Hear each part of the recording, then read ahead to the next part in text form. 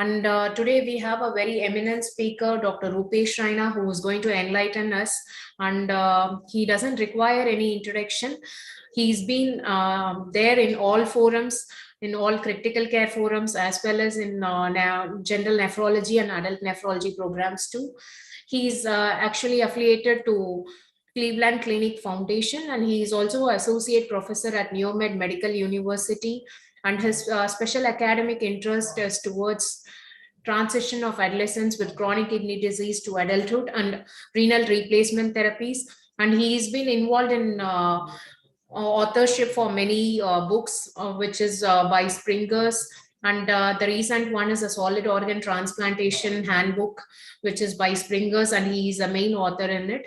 Over to Dr. Rupesh Raina to deliver his talk. Hey, Dr. Kalyavani, let me see if I can share my slide. Yeah. Now I can. That is perfect. You guys can all see my slides now. Thank you. Thanks a lot. Good evening at your place and good morning from the people from US and from Europe. Thank you, Dr. Kalyavani, for inviting me, and also thanks to Amrish for getting me involved in this IPNA-based series.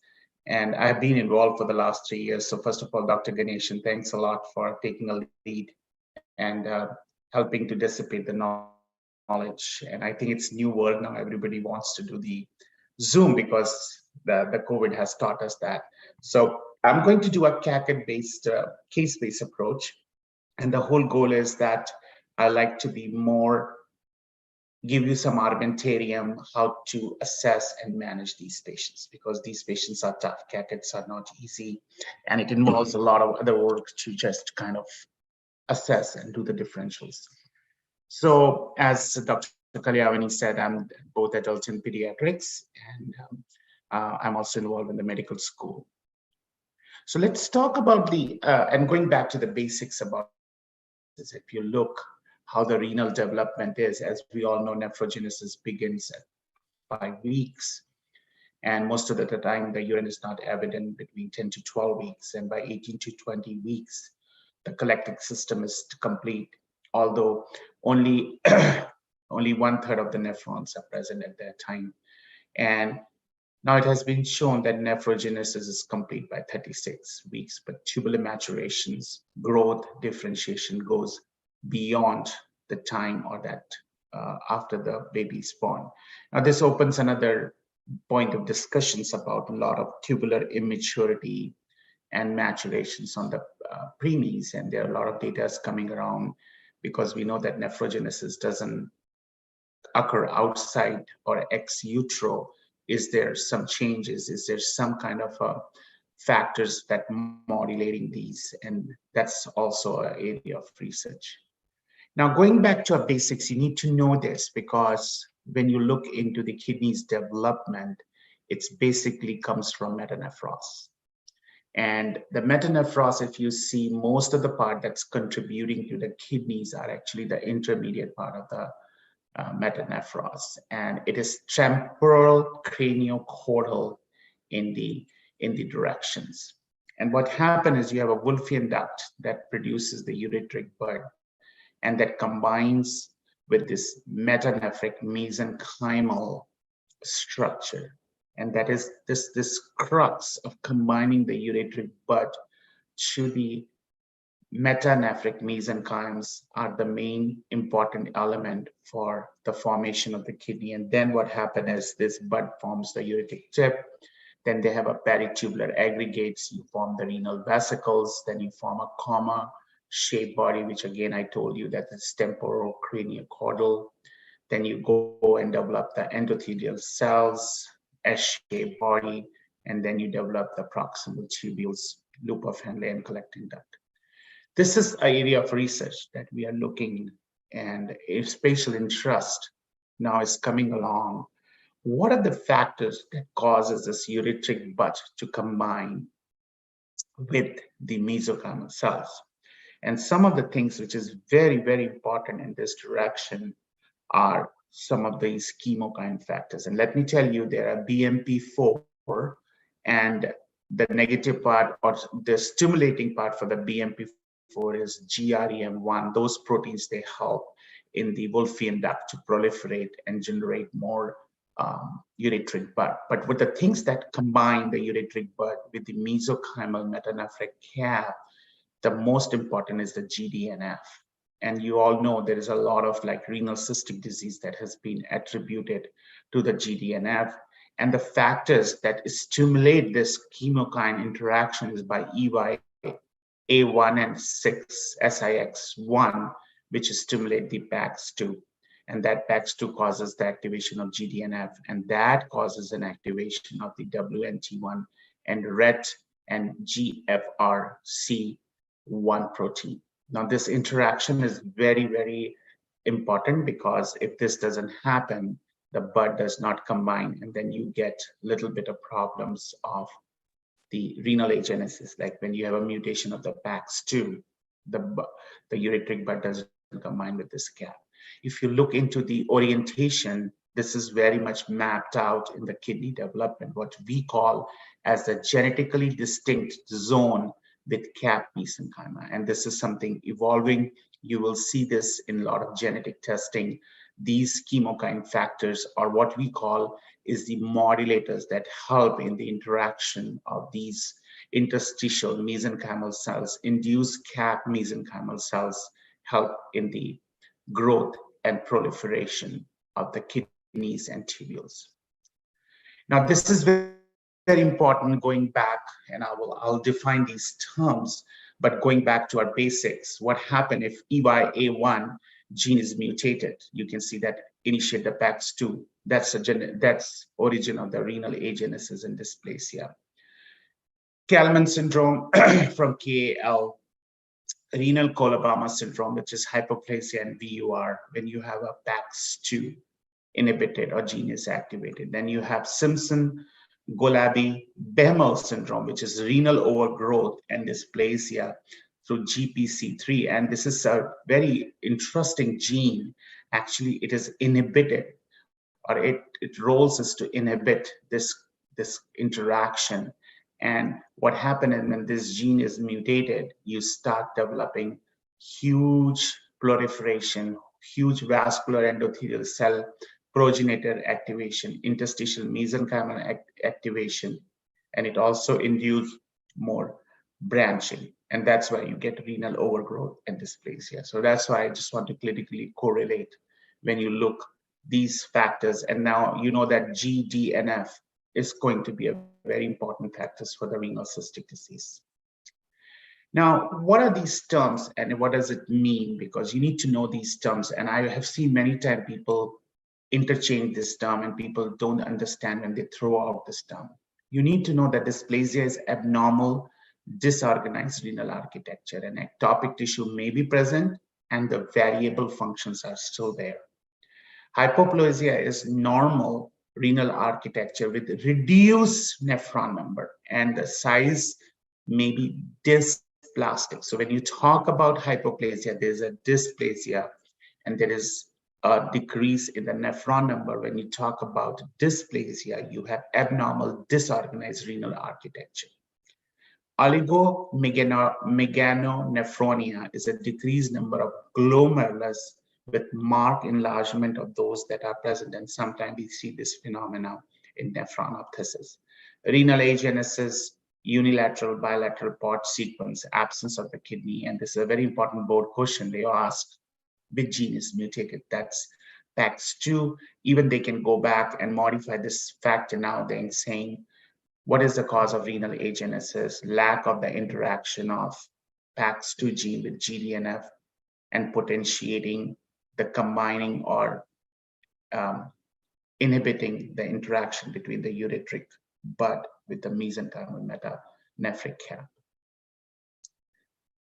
Dysplasia and hypoplasia. Isolated dysplasia, sometimes the dysplasia is associated with the urological abnormality, and I'll go over with the cases. And dysplasia and hypoplasia associated with multiple congenital anomaly. And I talk about Bar syndrome, renal Coloboma syndrome, vectoral charge, and more. So when you talk about the dysplasia and hypoplasia, you have to tell us, is it isolated or is it with any urological abnormality or whether it is associated with the hormones, with the congenital anomalies.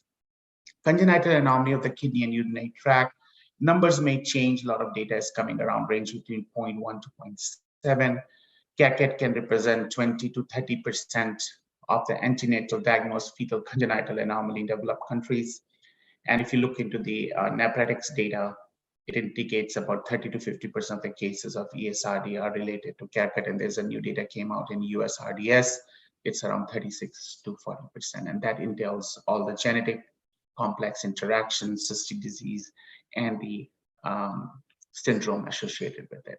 Now, again, this is something I want you to put that in your pocket, at least if you look at it. What is kidney hyperplasia? What is kidney dysplasia? What is kidney agenesis? What is multicystic? What is duplex? What is hydroureted? And these terminologies are thrown around, but it needs to be very clear when you are putting these terminologies on place. If you look into the antenatal diagnosis, prevalence, and outcome of congenital anomalies of kidney ureter tract in Saudi Arabia, because they have big registry, you can see that around 141 out of 43,000 cases, urinary tract abnormalities were antenatally diagnosed, and postnatal diagnosis was confirmed at around 90%. So if you have antenatal abnormality, then definitely it will progress, or it will be more evident when they are born.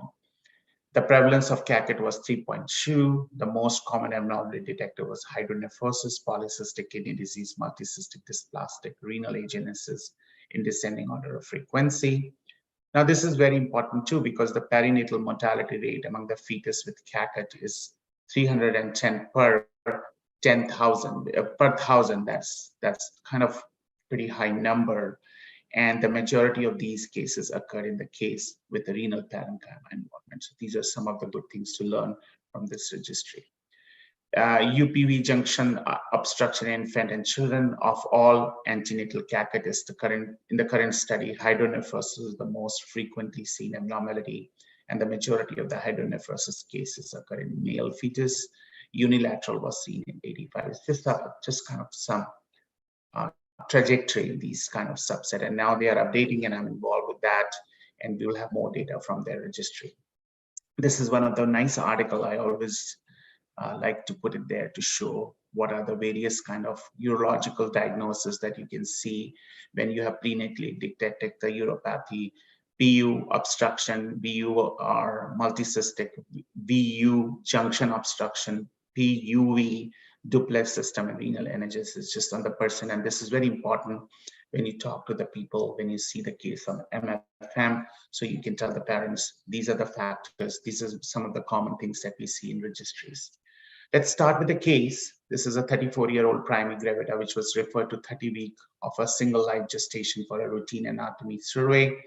No family history of congenital abnormalities. Examination workup was consistent with the gestational age, and it was a male fetus. Now, amniotic fluid was normal size kidney for gestational age, and renal pelvic AP diameter of the right and the left kidney as 15 and 17 millimeter respectively.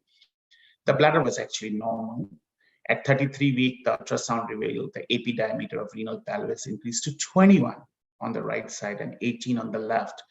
Also course of both ureters were very tortuous. Postnatal workup revealed abnormal renal function, no VUR or PUV, presence of bilateral primary obstruction, megaureter was confirmed.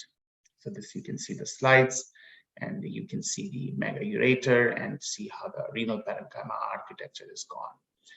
The Society of Fetal Grading System, you need to know. Those are 1, 2, 3, 4, and we deal with it all the time when we talk to the urologist. Grade 1 is mild splitting. Grade 2 is moderate splitting, but complex confined within the renal borders. Marked splitting, pelvic dilated outside the renal borderline calcis system is grade 3. If you have further pelvic calyceal dilatation, then it's grade 4. So just want to put in there. Now this is changing, and you guys have also the Indian Society of Nephrology has a very good guidelines on the congenital hydronephrosis, but it may change. But this is what we have: is mild is less than 1.5 with nominal calluses, moderate more than 1.5, callictosis with no parenchymal atrophy. When you have more than 1.5 centimeters, you have callictosis, but you also have a cortical atrophy.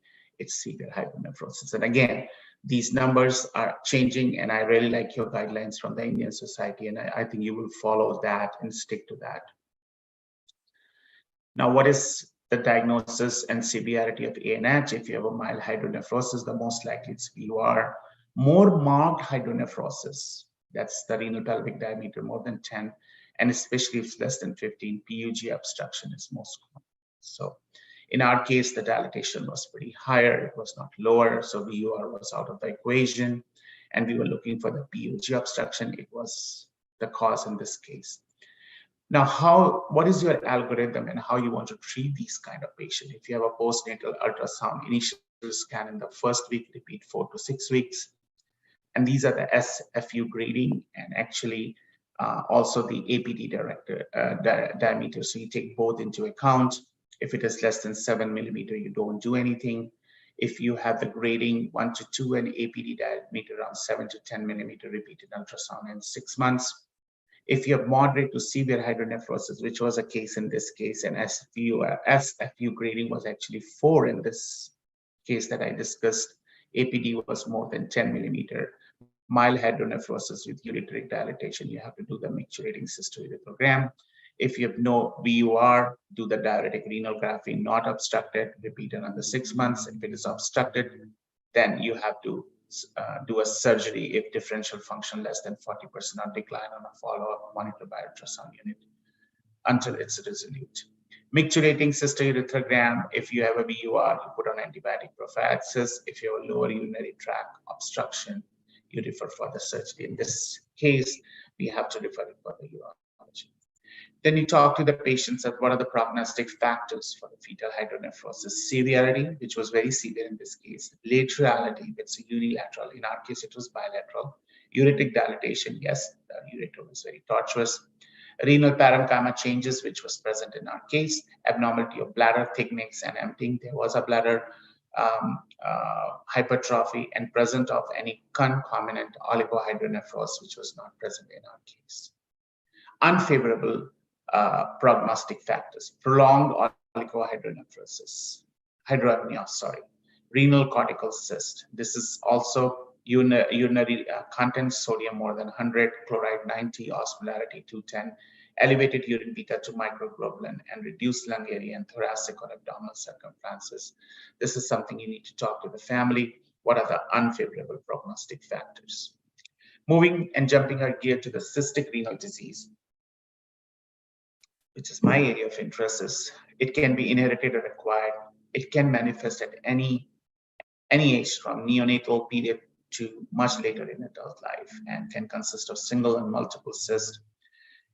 So mainly, this is a primary cilia disorder which have been implicated in multiple signaling pathway, including the PDGF and the head hog and the WNT signaling pathway. And we just talked about the WNT, how that affect the BAX2 and GDNF and interaction between the ureteric bud and the metanephric interaction. So it is a ciliopathy. And again, I say that again and again, it's just the functions of the whole cilia, including the centrosomes that is attaching to the cilia. So very specific related to the cilia and the movements with the urine outflow.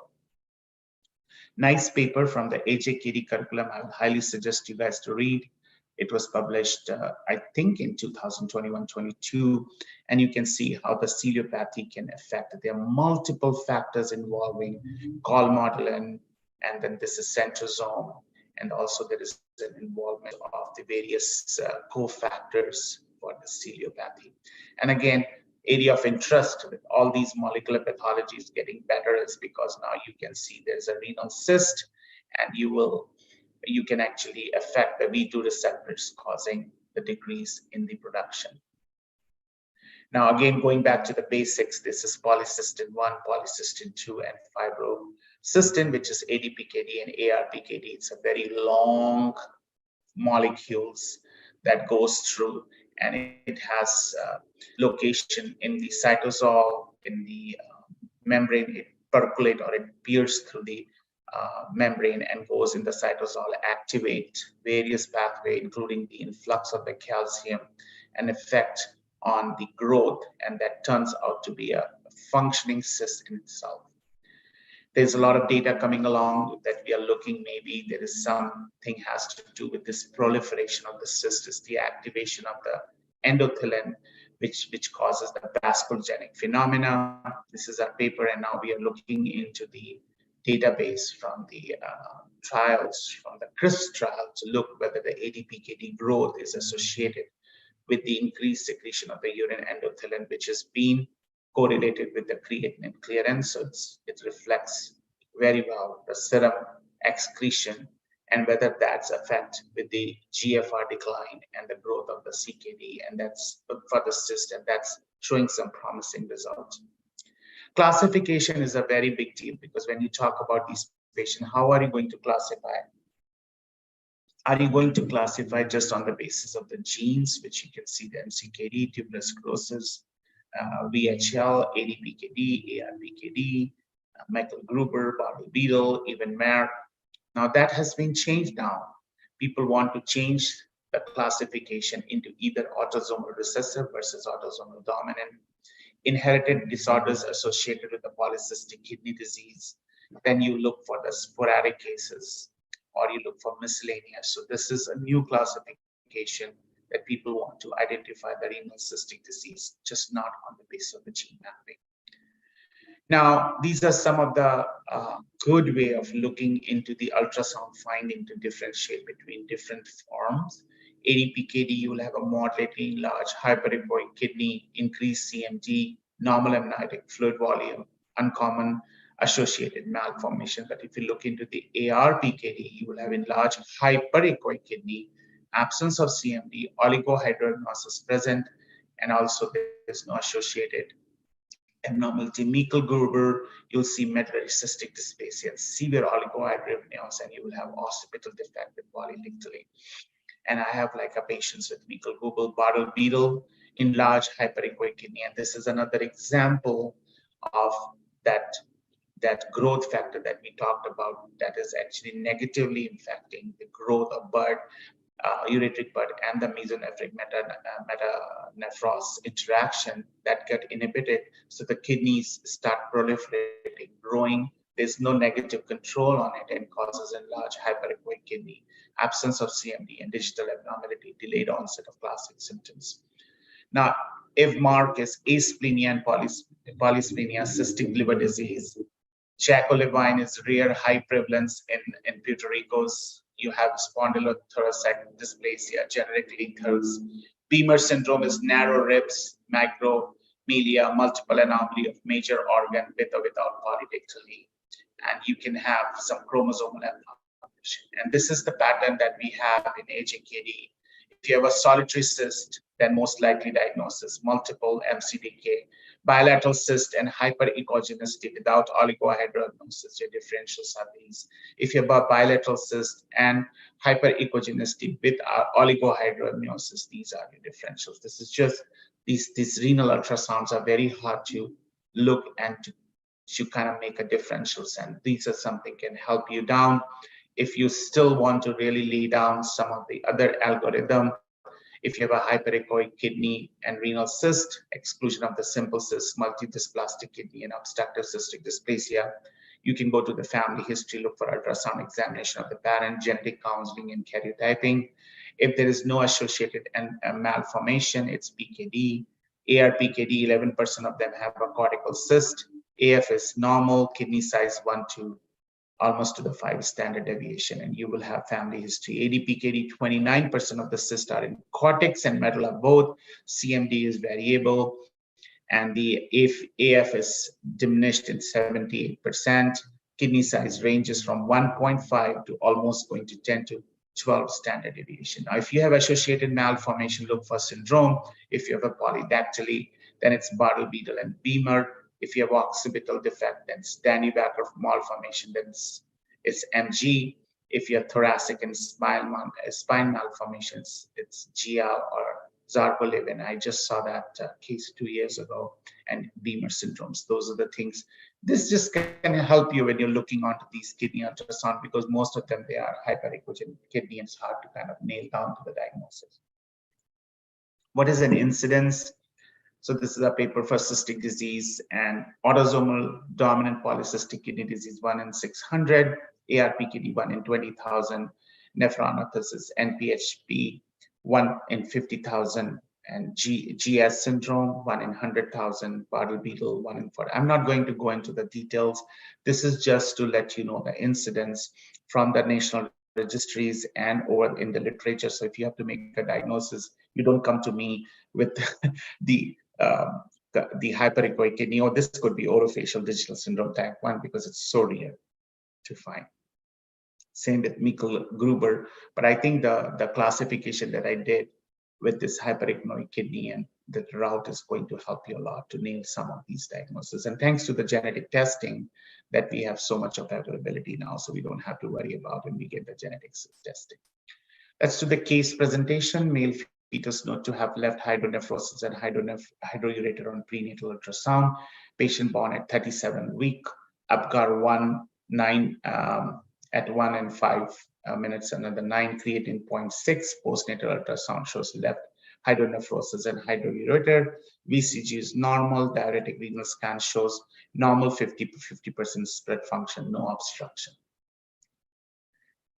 This is how the kidney looks like. You can see the right long kidney lateral to medial, and this is actually a primary non-obstructed, non-reflexing megaureter. And this is something you have to keep in mind. Unilateral hydronephrosis, hydroureter extending to the bladder without obstruction of the UR. Evaluation include VCG, diuretic renal scan, and serial ultrasound. Often improve over the first few years of the life. Patients with persistent dilatation or UTI may be a candidate for the surgery, but most of them, the prognosis is not good. So just for the residents and the fellows, this kind of pictures are pretty common to be put in for your boards. Case presentation, another one. You have a male fetus with bilateral hydronephrosis. At 18 weeks, oligohydramnios was noted by 28 weeks, delivered at 38 weeks, and immediately developed respiratory distress requiring the mechanical ventilation. On exam, you have absence of the abdominal musculature, cryptorchidism, hip contracture, and Potter fascies, minimal urine output, rising creatine based on peritoneal dialysis at 4 days of age. And this was a tough patient actually to manage, and this is our EB syndrome. And there's a new term coming out for the Eagle-Barrett syndrome now too. And this patient actually, it's so rewarding to see. He got actually transplanted, and he's old enough now, and his kidneys are harboring around CKD3 to 3A to 3B. This is around in 1 in 35,000 to 50,000. It is known as the prune belly syndrome. And the clinical feature, what we call as a triad that's needed for the diagnosis, is absence of decreased abdominal musculature. You have dilated ureter and bladder with renal pelvis, undescended testis. These are the 3 triad that needs to be there. Also associated with cardiovascular, respiratory, orthopedics, and GI defects. There's a conflicting theories about the etiology, and it's very fascinating to see how the EB, I've only seen like 2 in my 17 years of a career.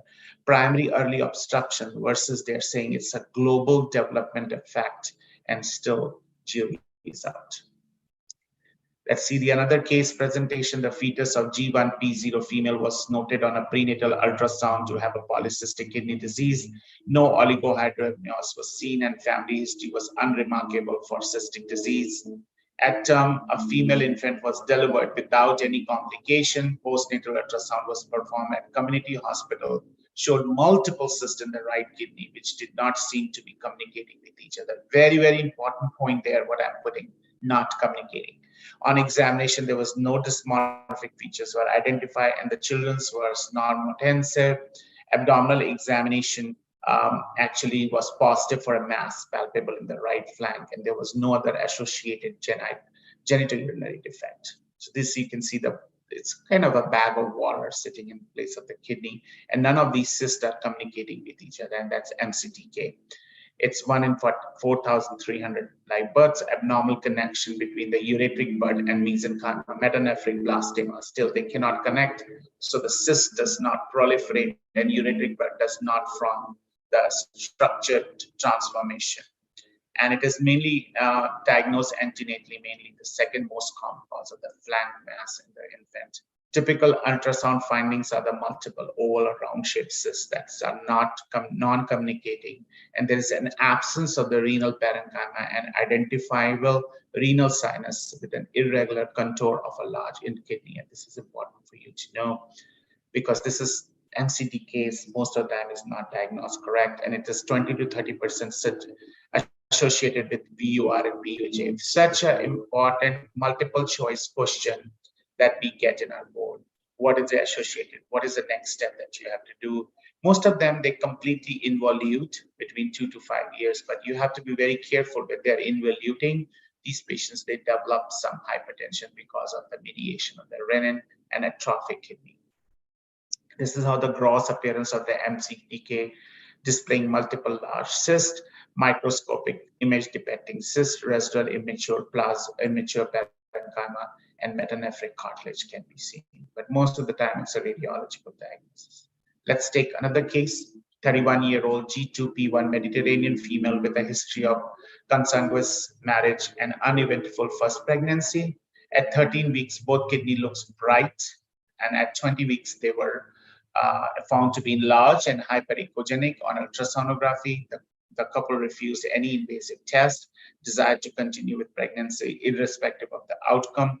At 27 weeks, there was severe oligohydramnios, enlarged kidneys, and the possible diagnosis was explained to the couple along with the unfavorable prognosis. At 36 weeks, she delivered a male fetus of 3.54 after the feticides. And this is ultrasound imaging. It has ARPKD showing bilateral marked enlarged kidney with increased medullary echogenicity. ARPKD incidence 1 in 10,000 to 140,000, polycystic kidneys and congenital hepatic fibrosis. And it is autosomal recessive and occurs in all ethnicity, typically present in the first few years of life. 46% actually diagnosed prenatally in one recent studies.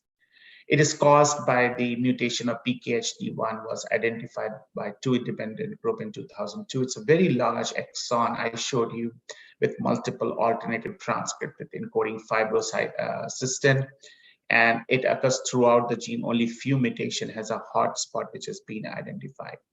Kidney generally present as a large palpable kidney flank mass. You have hypertension, renal insufficiency, you get oligouria, you get hyponatremia because of the pressure natriuresis, urinary concentration defect, you get leukocyturia and UTI. Now you also get the liver problems, and sometimes it is associated with the congenital hepatic fibrosis, and that's associated with portal hypertension, varices, and splenomegaly. Now, other abnormalities are oligohydramnios sequence or or massive kidney enlargement. You get pulmonary hyperplasia and respiratory embarrassment due to massive kidney disease, RDS, if upon prematurity, and you have hip contracture, cleft foot. Sometimes these patients have Waters facies.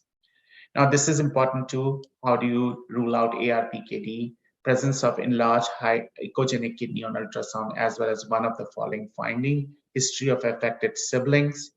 You have laboratory or pathological features suggestive of hepatic fibrosis, parent consanguinity suggested of ultrasound or ARPKD, and you have abnormal absence of any renal cyst in both parents, grandparents if the parents are less than 30-year-old. So this is a good kind of classification if you have to rule out ARPKD with any other renal cystic disorder. Now you have to be careful with ARPKD because there are many things that mimic like that. Number one is the ADPKD, cystic dysplasia, tuberous sclerosis, G, SD, glycogen storage, congenital nephrotic syndrome, glomerulonephritis, malignancy, especially bilateral Wilms tumor, leukemia, lymphoma, radiocast nephropathy, bilateral renal vein thrombosis, or transient nephromegaly, which is seen early in life, can also mimic that. ARPKD clinical features: you have a bilateral symmetric renal involvement, and it's very characteristic pathological finding of the fusiform dilatation of the collecting duct radiating from medulla to cortex. And radiologically, it is large echogenic kidney with poor CMD. Discrete macrocysts are usually absent, though small cortical cysts may be seen in subset of infant. This is how the kidney looks like. You can see gross appearance. Corticomedullary junction of pyramids are not identified. The cysts are very small, no hemorrhage, scarring, or necrosis. Renal pelvis and the calyces are dilated and filled with the yellow fluid. Counseling is very, very important. You have to tell the parents, hey, annual GFR change in the subject with ARPKD is around 1.4 with a higher decline in a subject aged than 10 years. There was no significant difference between in the hypertension and LVH rate, but subject with ARPKD had a higher percentage of using more than 3 medication. And more ACUs in this and less proteinuria. Children with ARPKD and mild to moderate CKD and CKD cohort have a similar prevalence of growth abnormality, but they are similar to children with other congenital. We saw that. And this is very interesting when I talk to the family. At least you can float these some of the counseling points. Let's do another case. I hope I'm not running out of the time. I think I'm on time. NICU consulted for a 1-week-old female because of the cystic appearance of fetal kidney detected at 20 weeks of gestational age. Her mother was evaluated prenatally for the finding of large echogenic kidney in the fetus. Following an uncomplicated delivery, the baby underwent an abdominal ultrasound imaging, which shows bilateral increased echogenicity with the right kidney 4.9, left was 4.1, and there are several microcysts in each kidney. However, on repeat questioning, the patient's mother reported that she was once told that she had a cyst on her kidney and it was a problem. And this is how the ultrasound, multiple cysts are seen in the right kidney. A marks a 6.5 centimeter seen on the ultrasound. Echogenic, mild enlarged kidney with several microcysts with polycystic kidney disease. ADPKD, 1 in 400 to 1,000. Early presentation sign is usually hypertension. It manifests early, 10 to 15%. The presence of symmetric or isolated renal cyst on ultrasonography in an asymptomatic children is suspicious. Complications are 50% ESRD, which is going to change in the setting of tolvaptan. 80% has hypertension, 20% have symptomatic polycystic liver disease, 1 to 2% have ruptured intracranial. And this is not in children, this is more data of an adult. And again, if you differentiate between ADPKD and ARPKD, you have to look into the expected age of presentation, ultrasound findings, and clinical and pathological features that can help you. And this also helps you for a lifetime risk of 60% if survive until childhood for ARPKD, lifetime risk for ADPKD is 50%, but this is just a good tool for you to differentiate. And this is how it looks. These are gross appearance of ADPKD displaying an enlarged kidney with spherical cyst at multiple level of referron unit, microscopic imaging depicting renal fluid cyst lined by flattened epithelium with presence of interstitial fibrosis. Genetics of ADPKD, I'm not going to go into it. PKD1, 85, PKD2 goes for 15%. It was found that patients possessing the truncated mutations develop more severe disease, and approximately 10% of the ADPKD patient will not have family history. This number is going to go up. And I have my area of research was ADPKD, and I have done Tempo 3-4 and Reprise trial. I think we are finding a lot of patients with the ADPKD without having a family history. Molecular testing, you can do the genetic linkage analysis, which is available to the families with ADPKD, but variable accuracy depending on the number of affected and unaffected family. We do the mutation analysis, and this is available. And also there's a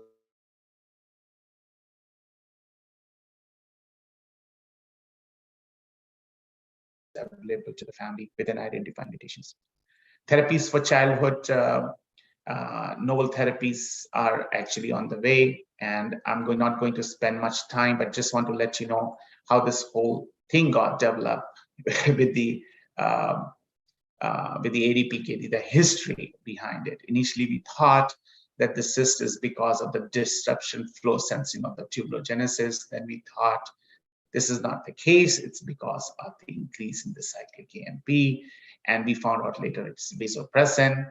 and that actually is affecting the PKA phosphokinase gene, and that causes the proliferation and differentiation, and that also lead to the fluid secretions and fluid absorption. Now, this is what the TKV-based phenomena, like you calculate the total kidney volume, and this is coming along in adolescent, and you classify into class 1A, B, C, D, E, and that tells you which are the rapid progressors and which are slow progressor. And tolvaptan is coming around. This is a paper in research, Nature Research, and where we have shown that this curve works very well in the adolescents from 18 to 24, and we found out that the reduction was around 3.9% with tolvaptan, and we can find the mean TKV growth was only 3.9 and versus 6.5 without tolvaptan. In adult, it was 5.6 without tolvaptan. With tolvaptan was 2.7. So it's very comparable.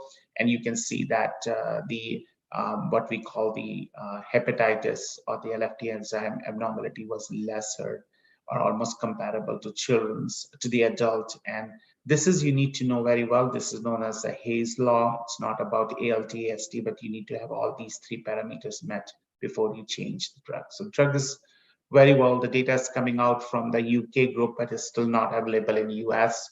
And you'll be surprised the amount of drug that we give is pretty heavy dose in adult. Like I go to the maximum 90 and 30, and imagine as a nephrologist, we drag our feet giving a dose of 10 milligrams, 50 milligrams, and here you're giving 90 to 30, one in the morning, one in the evening. So pediatrician needs to be aware, and there's a lot of data coming along, and very soon the drug will be available. Now, this is a nice paper, what we wrote about for the drug healthcare delivery is what is a clinical utility and tolerability of tolvaptan in the treatment of the ADPKD. And this is, I'm not going into the detail because of the time limit, but it affects aquatic side effects, renal side effects, GI side effects, miscellaneous. So these are some of the things that you need to look at, how these drugs can be modified in the children. And this is a nice paper about the mechanism of the hypertension and the role of the brain imaging in the children's or in adults with ADPKD. Prognosis, 50% of patients with ADPKD progress to end-stage renal disease.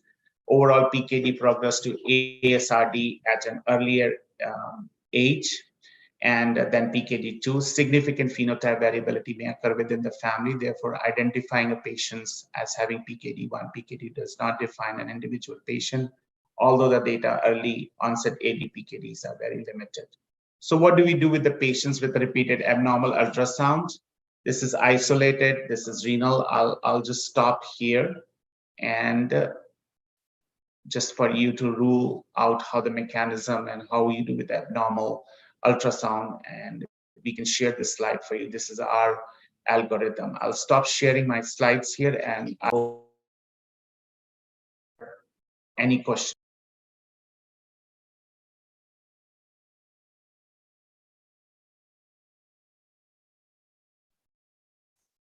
Thank you, Dr. Rupesh, for such an clinically oriented talk.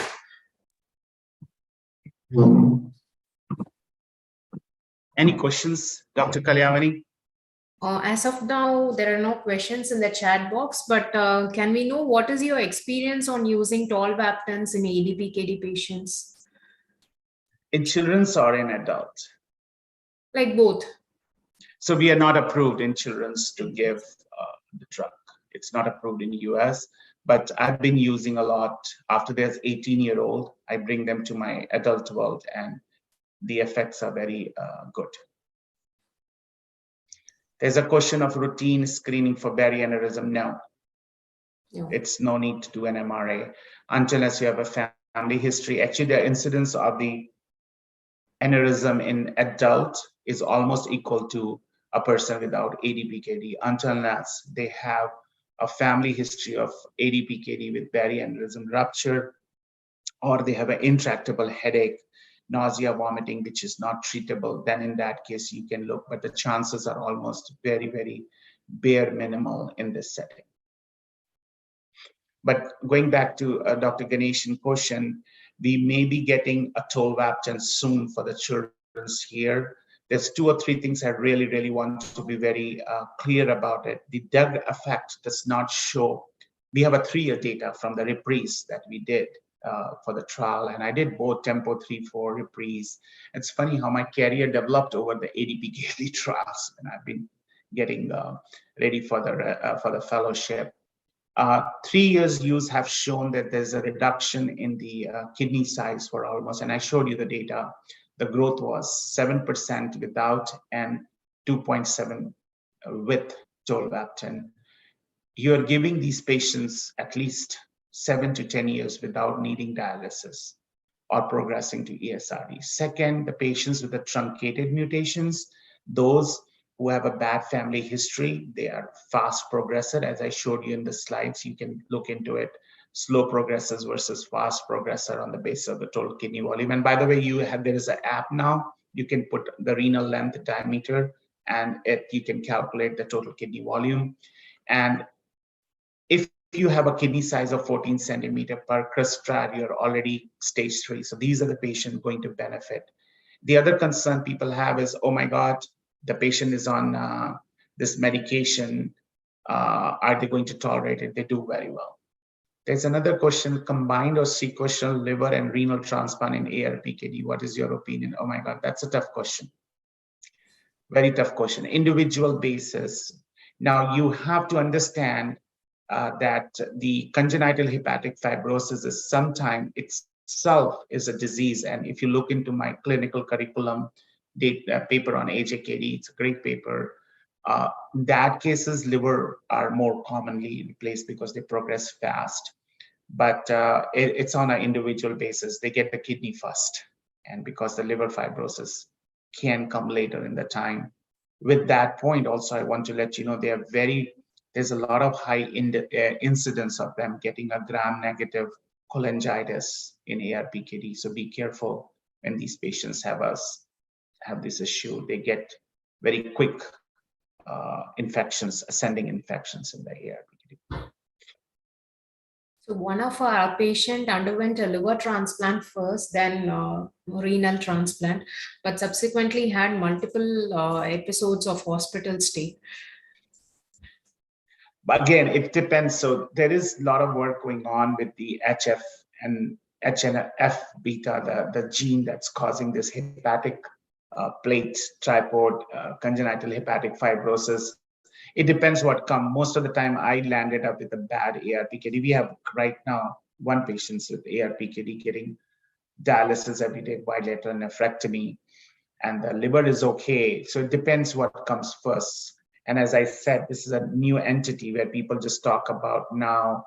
The congenital hepatic fibrosis itself is a separate entity, not a part and parcel of ARPKD. Those progress faster, need more intervention as compared to the people with ARPKD, and eventually they develop hepatic fibrosis later. Do all patients with ADPKD receive tolvaptans in adult population? Is that So that's right. If they are fast progressing, yes. We suggest them, we give them, whether they take it or not, it's their choice. And I am surprised actually, and I take a lot of adolescent patients, they are so proactive taking a medication. Imagine they're going as high as 120 milligram. That's a huge dose. And when you dip the urine, they have a specific gravity of 1.003. So they are literally like, and that shows the efficacy of the drug, because what you're doing is you are actually blocking the V2 receptor, and the cyst size can grow less. The second thing, these patients are very happy. They feel better. They feel lighter. They feel that the pain has gone better. They feel like their overall activities, but imagine these patients have to go and pee every 1 or 2 hours. By the time they come to your office, these are the patients I see at the beginning or at the last, because they cannot wait in your office. They have to use your restroom. And I have a lot of population, I think I cannot count, but a lot of youngsters from 18 to 24, and they're all doing good. Okay. So how about the cost of tolvaptans in US?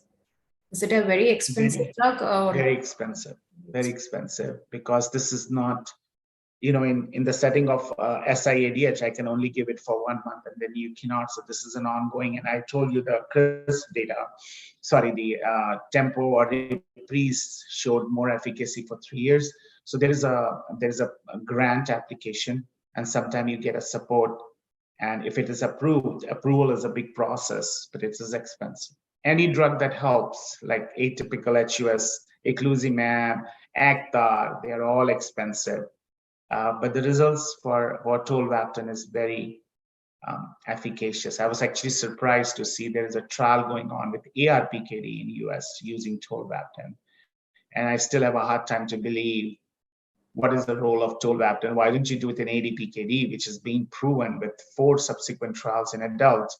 And we jumped on doing the ARPKD, and they were like, are you going to enroll the patient? I said, I have no idea what was the rationale of adding the tolvaptan in the setting of ARPKD. They are 2 different etiology.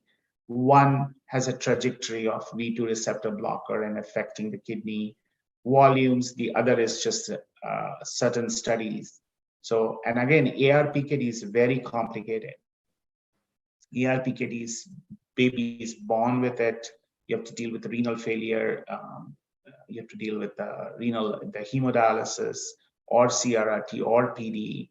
But ADPKD is slow progressing. So there is a trial by Nepredics in the US. They are doing ARPKD trial. I'm interested to see what the outcome is, and maybe that opens an avenue. Maybe tolvaptan can be used in ARPKD as well. But, and the other thing is, I just want to throw it out. There's a lot of new aura about, is it going to be causing any liver enzyme problem? The incidence cumulative in the reprise trial was 3.6%.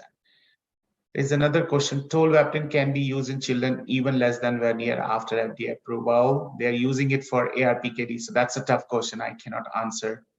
Wearing my drug regulatory affair cap, those are some tough questions that I cannot answer. It's more hypothetical that time will tell.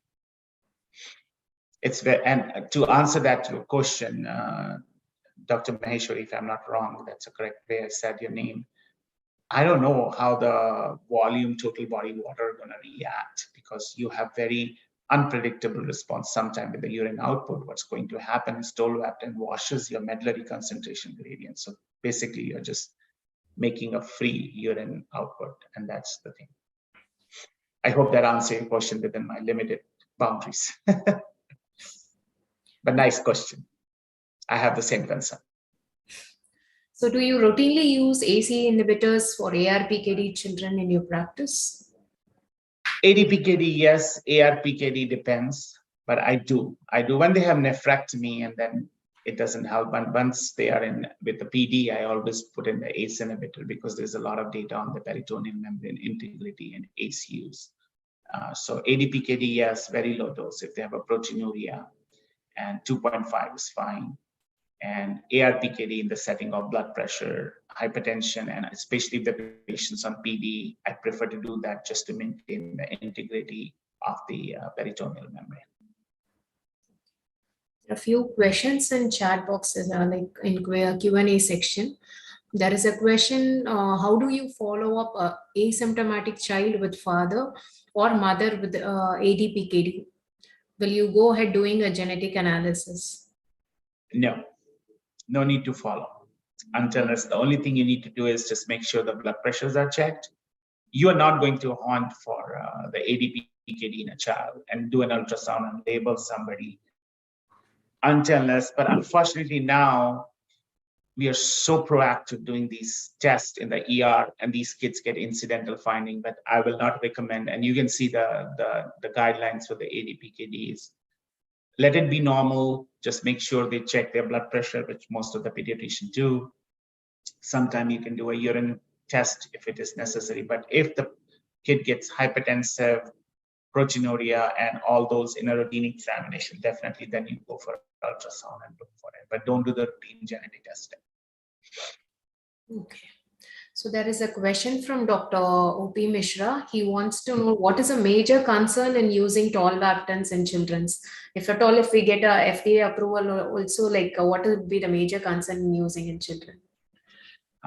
Thank you, Dr. Opi Mishra. So nice to see you virtually. And I know you always put a tough question, but that's exactly people are looking in FDA. So that's a very good. So let me go over what are the concerns. Number one is how are they going to react with the urine outputs? So Dr. Mishra, most of the time in adult, they're being around 5 to 6 liters a day with a 90 to 30. So how those kids going to compensate with the oral intake of the water, number one. Number two, their total body water and their body constitution are going to react or behave the same way as we have in adults. Number three, they have more chances of getting dehydration, and this is pure water dehydration. Although hypernatremia in the CRIS trial was very low, none of the people, and you'll be seeing in the slides in the data that only there was like 6 people drop out because of the excess urination. So those are the third point. The fourth issue is about the liver side effect. Although 18 to 24, the transaminitis was very low. I don't know what's going to happen in children's. I think fifth thing is a general fear, Dr. Mishra, with pediatrics, and I wear both hat. We always sit on it till it's been done and proven in the adult, and this is out since 2017. So children's are a little different, but those are some of my concerns. And maybe we can start, as Dr. Maheshwari was saying, maybe start with these kids between 10 to 15 and see how it works, then go slowly down. And she was right, I was not going to jump on to do it with less than 1 year, if that answers your question.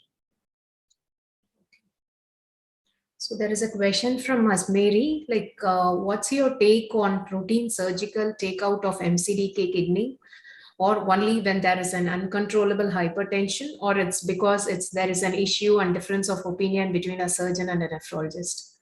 And so what is your take? Yes. Oh, thank you. Thanks a lot. Thank you, Dr. Sultan. I didn't know that you joined. So as most of the people don't know, she's our very integral part of our PCRRT Iconic, and we work very closely with Dr. Sultan on multiple studies. So I think that's a very good question. My recommendation is I do not take out kidney until it's isolated, atrophic, giving you an uncontrolled hypertension. And you know, Dr. Sultana, now the data did not show that they have a high increase incidence of renal cell carcinoma. There was a lot of debate about it, and they have shown there is no increase incidence. So no, I will not recommend to take out the kidney unless you're dealing, as you already mentioned in your question, severe hypertension or hypertensive crisis with a high renin mediated, but still you can treat them all, and I will just leave it there. There's no need for nephrectomy for that purpose. So like there is one more question. It's a solitary kidney, and it happened to have a 2 cyst in a 30 years old male who had nephrectomy at 13 years for a trauma of the other kidney in an RTA. No family history of ADPKD. How do we follow up? So that's cystic dysplasia. I won't do anything. That's not ADPKD. That doesn't present like that. Such a good question you have asked. We deal with it all the time. It is because of the CAKUT and urinary tract abnormality. Those are just cysts coming along because of the cystic dysplasia, rather than you will use the term that is ADPKD and ARPKD, and I will just monitor. And also they do not just monitor and see how they do. That's not the way ARPKD and ADPKD is. They do not get a lower urinary tract abnormality. They are pretty subtle sitting there with a hyperechogenic kidney, although ARPKD does have some liver issues and portal hypertension. So that's just cystic dysplasia, as I stated in my talk. Those terminologies are very important when you classify these patients. There is an unusual question. Does ACE inhibitors work with bilateral nephrectomy? No. ACE doesn't work without. So you're asking for what? Blood pressure, or you're asking for peritoneal membrane integrity, or you're just trying to give it for what? It depends on the indication. It's been mentioned just as bilateral nephrectomy, probably for no. If they have a blood pressure issues, you can deal it with others. And once you have a bilateral nephrectomy, you're on dialysis, and in that case, you have to manage going back to your old learning points that we have: fluid, compliance and other issues. So no, it doesn't help much. Since you are dealing with pediatric population and adult population, we are more interested to know what is your transition of care from in CAKUT children's to adulthood. Is there any Big issue, especially the people who are on dialysis, because I told you about the EB patient, Eagle Barrett, and he got transplanted. He's a young kid now. He's been transitioned to adult. A couple of issues I have is that they definitely have some challenges. Number one, some growth issues. Sometimes they have some intellectual issues. Adult provider gets a little hesitant because I'll give you a simple example for metrophenol, just getting a state catheter done like every 4 hours, UTIs. So what we do is we start seeing them, and I start seeing them at 16 years of age and start transitioning. And a couple of things we tell them is like, listen, you have to manage your own medication. You need to make sure before you graduate to 18 years, you need to have a first appointment with urologist. You need to identify an adult urologist. Before you even jump to me. Number two, you need to have a primary care. You are an adult, everything will be done through primary care. It's not me, it's not pediatric nephrologist. Number three, I prepare them. You may progress. You may progress very fast down the road and you may need dialysis, and just let them know those preparations in that regard. Number four, I prepare them that this is a pediatric nurse who's calling you. If you don't show it an adult, well, good luck. I will see you after 3 months. We have 23 patients to see. And if you don't show me 2 times, then you are considered as you're not showing in time, find another provider. So those preparation needs to be done. But you brought a very, very valid point. And I think that's need to be clear. There is no clear transitions scheme for these patients. And they have a lot of issues. They just do not come up with the normal CKD. They have bladder issues, they have cognitive issues, they have socioeconomic issues, they have an issue of identification themselves, they have an issue with their limited activities, their own occupational, what are they going to go, their autonomy, how they identify, their issues of going out in the world with having cath every 4 hours, how the people are going to feel. So there's a lot of those psychological issues in place. And when you come to the adult world, people don't talk much. They just do the work and walk out. And I always tell the pediatric nephrologist, there is no definition of a good or a bad nephrologist, adult nephrologist. They do their job. We have a team. The only thing is we don't enable them. We give them an autonomy to learn. And if you address these issues in the pediatric world and try to have established all their care before they jump to adult nephrology, their transition will be smooth. But a very, very important area, because these patients are complicated. They're very complicated. Sometimes they will call you, they have a UTI, they know it is. And most of the people say we need a urine culture, and they're miserable. And I know they have 3 UTIs when they were young. When they call me with the symptom, I start the treatment. So those things need to all be brought into the practice. Currently, we have a 10 years old child with Down syndrome, and she presented to us very recently, a week back, and she has a creat of more than 8, and she also had a palpable mass abdomen, but it turned out to be a bladder which had so much of urine. On draining out the bladder, then it was sort of okay, but her creat, probably her creat would have been around 3 or 4.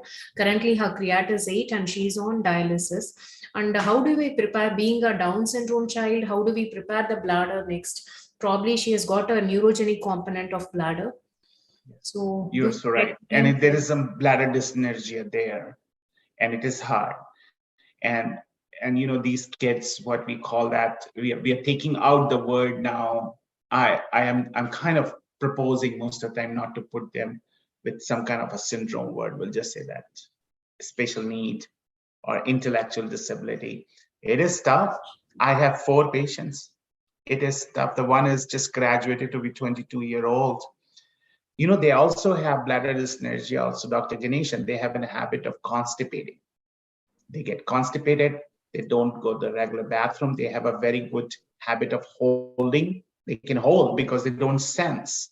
So that could be a neurogenic bladder. But the problem is with the dialysis, these patients, if you have a good family support, you can use the PD, but hemo would be a better till they just adjust how the things can span out down the road with them. But at least if they are in center and do the hemodialysis, at least they understand the whole mechanism. It's a short time. But I have like 2 patients that did very well with the CCPD because the parents are very much involved. But it's tough. They have other psychological issues. And most of these kids with this particular entity with intellectual disabilities and special needs, they live like age of 50, 55. And the second thing, you have to be very careful. You have to watch their heart. So they get intradialytic hypotension. They have a lot of cardiovascular issues with this entity. So these patients are hard. You have to really hold their hand. And if family have a good support, eventually they get transplanted. But this is tough. I have 4 patients and they're very, very time consuming. I'm sure your patient needs the same thing. And I think she has some cystic dysplasia or something going on that just led her kidney in with the bladder dyssynergia. They have a tendency of holding your end. You're right. Yeah, she has got a bilateral significant gross ureterohydronephrosis, and the bladder was just like looking like a big mass. Once the catheter was in situ, we drained out almost more than 1,000 ml. Then the abdominal swelling regressed. So probably for these sort of specially abled children, do we recommend metrophenol for because her urine is actually very good? Yes, so that could be, she may be just having a water dialysis. It doesn't mean she's clearing the solute, but that's something entails a lot of workup. You have to make sure there's no sacral dimple or any other neurogenic issues. Then it also needs a bladder urinary flow metry to see it's a bladder outlet obstruction versus bladder dysnergia versus bladder is so mega ureter with flaccid. Now you have no room of improvement because it's not contracting and there's no connection between the filling of the bladder filling pressures with the brain for the micturition reflex. In that case, yes, if it works out better, that's a urology decision. They do well. I have one patient with a similar thing, and he has a metrophenol and he drains every 4 hours. Now you have to also understand they have a good, their daily activity, ADLs are better, they're more organized, they're now growing, and with all the occupational supports we have, they are actually a member of the society now. They can function to the level, and that state catheterization with metrophenol is easy for them if you can teach them. But family needs, 10 years is very young, so family will help them. Eventually down the road, yes, they do. So there is one last question in the Q&A. Patient with ARPKD, do you usually do nephrectomy before transplant or after transplant, and unilateral or bilateral in that case? So most of the time, the problem is they get so much polyuric, dehydrated, and it's just really a challenge. And if you have to do, you just do bilateral. And one patient we did bilateral because of it was so hard for us to keep up with the urinary output. It's on individual case level, but if you're doing, it's bilateral, so just prefer to take out both. And sometimes you don't have to. They are pretty subtle. They have not have a full penetration. It's just architectural changes and urine output can be manageable. Then you don't have to, but it depends mainly on the setting of. It's the same thing with congenital nephrotic syndrome, right? It's mainly hard for us. We have one kid, so hard to manage doing the albumin infusions, polyuria. So it's always on the individual, but it's not a strong need or strong indication. So the CAKUT children transiting to adult, do they have different issues in adulthood, or it's more of bladder issues? They have bladder and adaptability and preparedness, because sometimes they progress very fast and they were not prepared because they say, I was born with it, I was doing well. What happened now? Well, you're progressing, you're growing. Now the kidney, you are getting me after 17 years of age. This is the time your kidneys are going to downfall. Sometimes there's a setback for them. I have one kid who has cystic dysplasia, and has hydrourator and everything, came to me with a creatinine of 3.4, and his BMI is like hardly 48, 49. And I did the cystatin C. GFR is almost 26%. So I have to open that, because in adult, you have a quality CMS parameters that you need to have start talking with what we call as the dialysis modality, preparations, fistula and all, and you don't want to start them on catheter with GFR less than 20. So I think as a pediatrician, we don't prepare them that this is going to happen. Kidneys are not functional.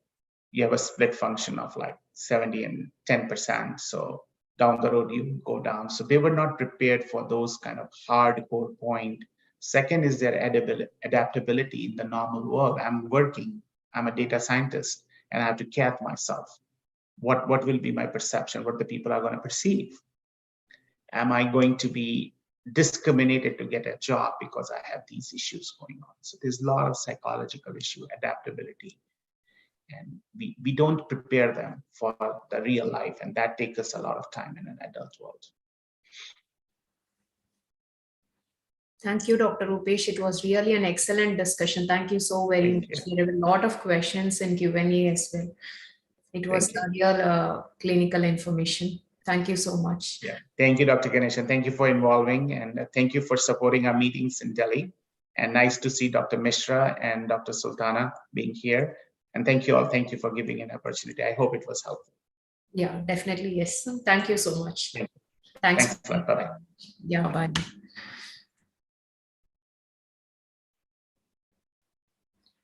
So we'll go on to the polling session now.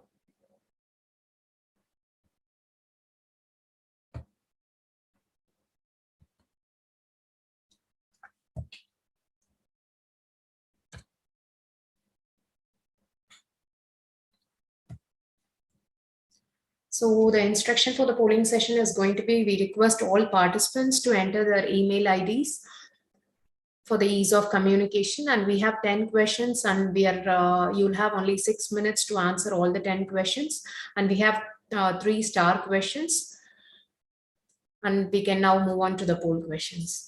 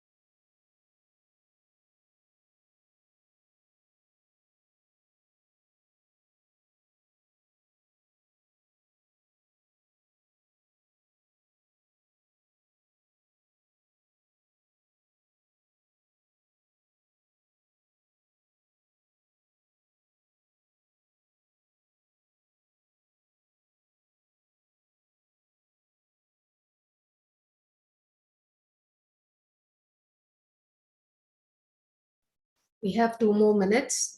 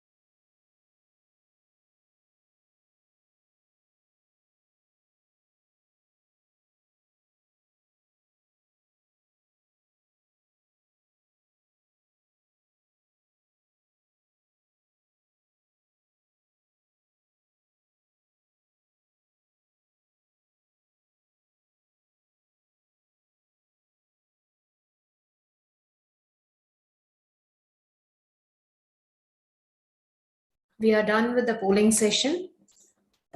Thank you all the participants for joining us. Thank you, Dr. Uma, for raising many interesting questions for the discussion.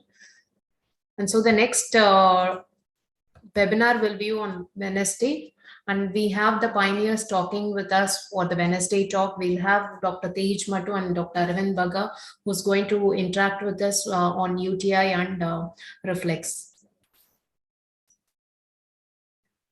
Thank you.